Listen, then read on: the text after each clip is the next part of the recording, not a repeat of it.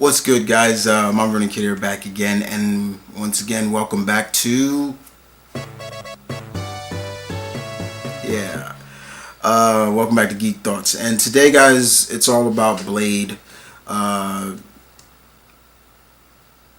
and what a surprise, right? What a major surprise about that. I talked about this.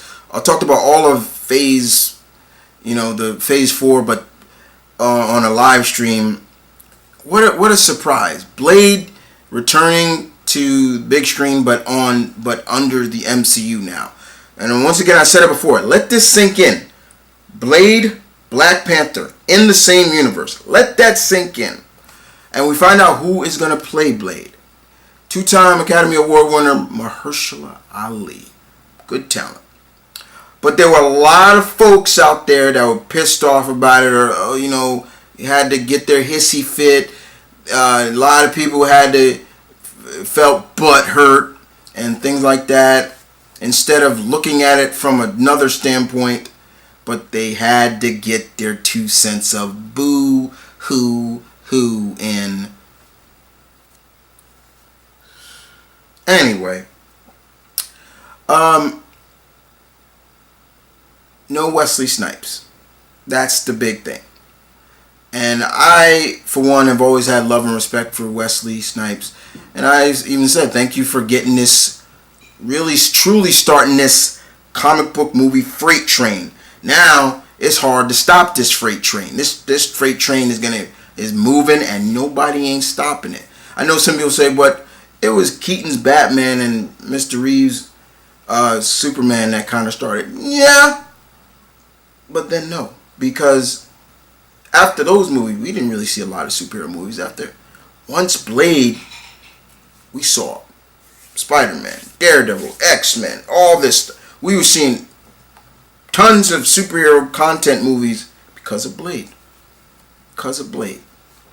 But for all those people out there, Blade, the OG Blade, Wesley Snipes had something to say via comicbook.com.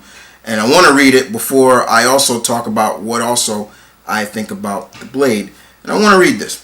So basically what he said to all the daywalkers losing their mind right now, chillax. Let me repeat that once again. To all the daywalkers losing their mind right now, chillax. Yeah. Although the news comes as a surprise, it's all good. Such is the business of entertainment.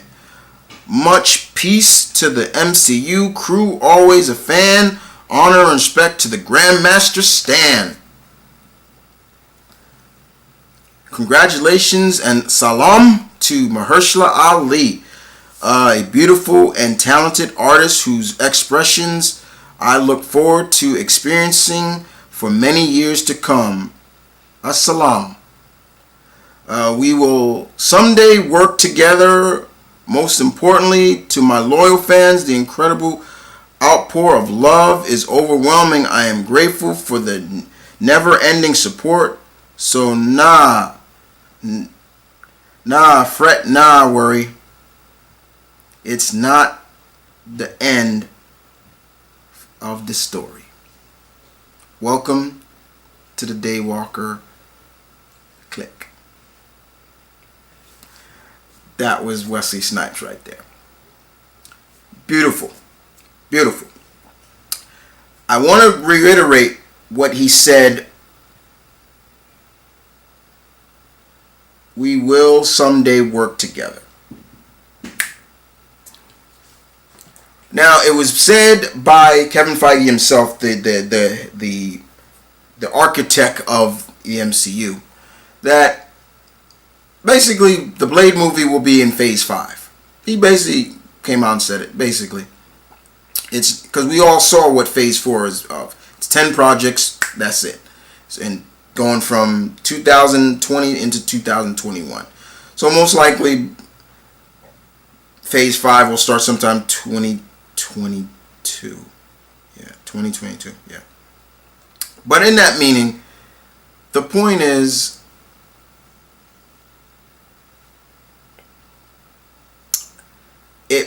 may not happen, and it may happen. Wesley Snipes is, how old is he? I'm trying to remember, how old is he? He's 56 now. He's 56. He's 56, and most likely that's going to take 2 years, 2 years for that to happen. He'll be 58 by the time they may start working on Blade. And I've instantly said what Marvel can do to pay homage and respect back to him for what he helped do is make him Blade's mentor. The true mentor of Blade.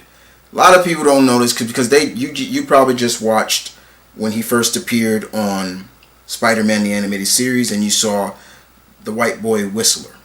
I don't mean it like that, but yeah. And then of course Christopherson Whistler in his movie. But truly, guys, Marvel loves to stay close to the source.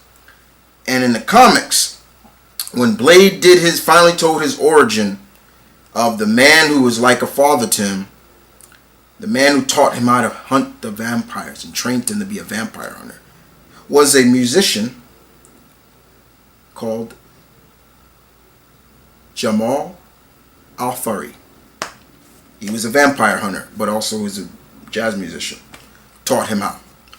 That would be the perfect way of making it right, or for some fans, making it right.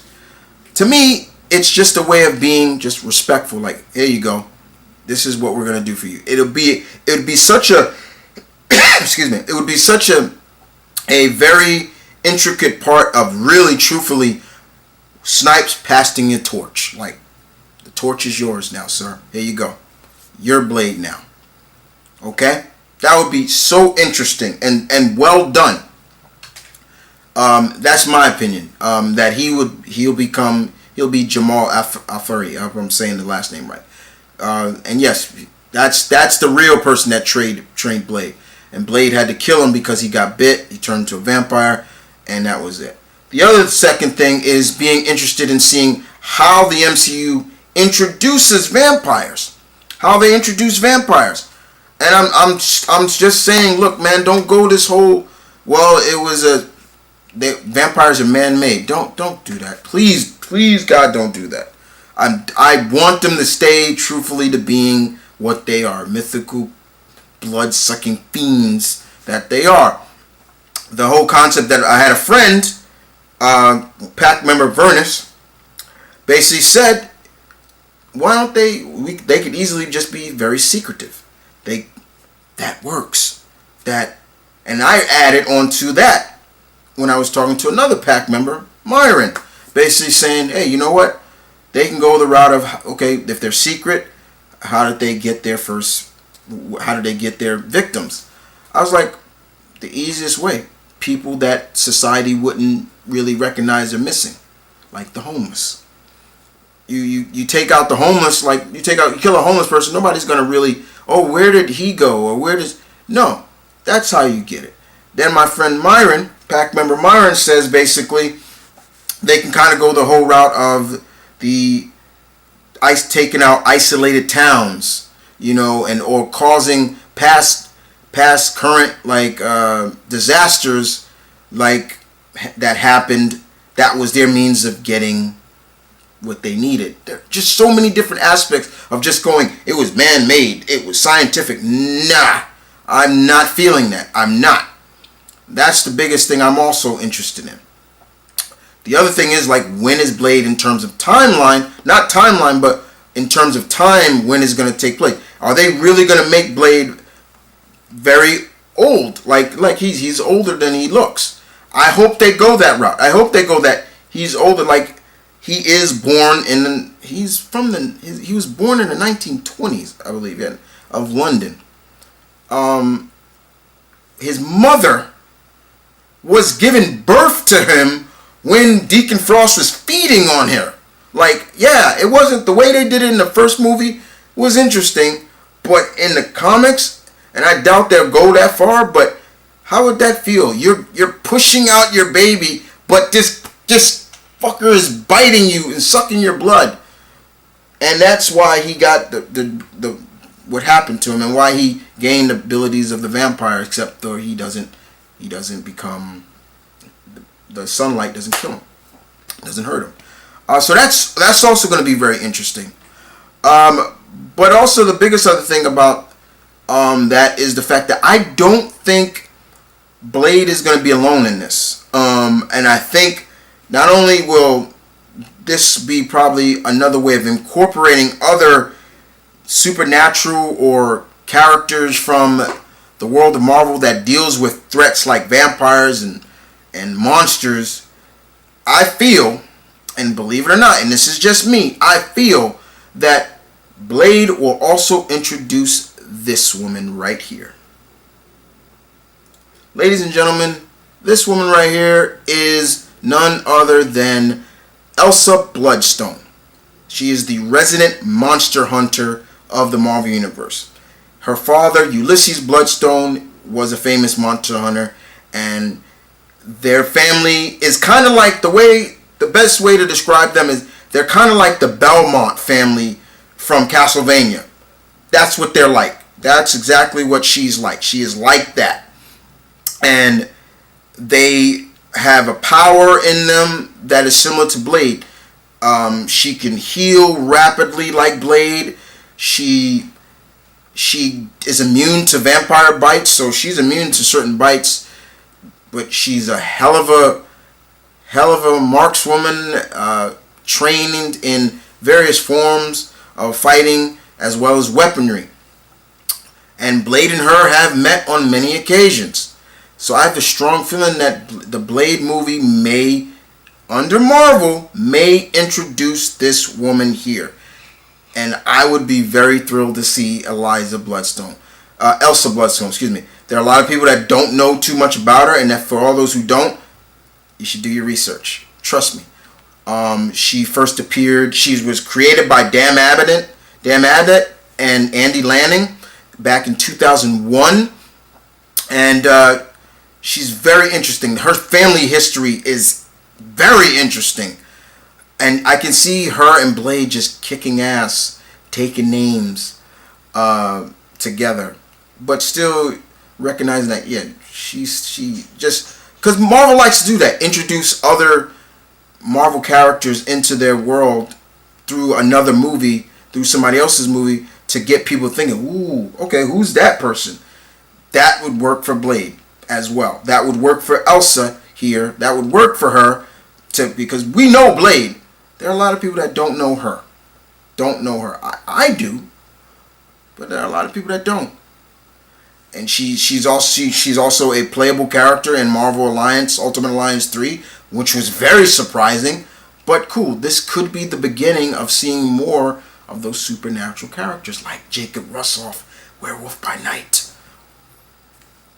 Look, they're doing Blade. Man can hope, okay? If they're doing vampires, why can't we get Jacob Russoff, Werewolf by Night? I'm just saying, okay? But all in all, like, Blade, this is just coming. These are just some theories I have, and I'm hoping that they come true. If I'm wrong, I'm wrong. But I had to get this off my chest, and I had to read what Mr. Wesley Snipes said, because there are some people in this big community of geeks that just need to calm down. Need to just breathe. Breathe. Like Fabulous said, breathe.